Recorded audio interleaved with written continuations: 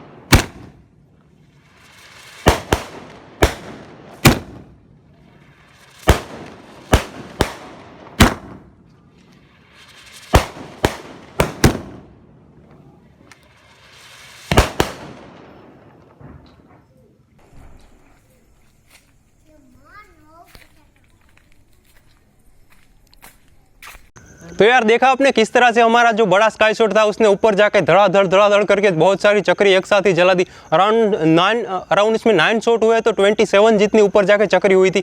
बहुत टाइम तक ये चला। आप मुझे नीचे कमेंट करके जरूर से बताएं कि आपको ये वीडियो कैसा लगा।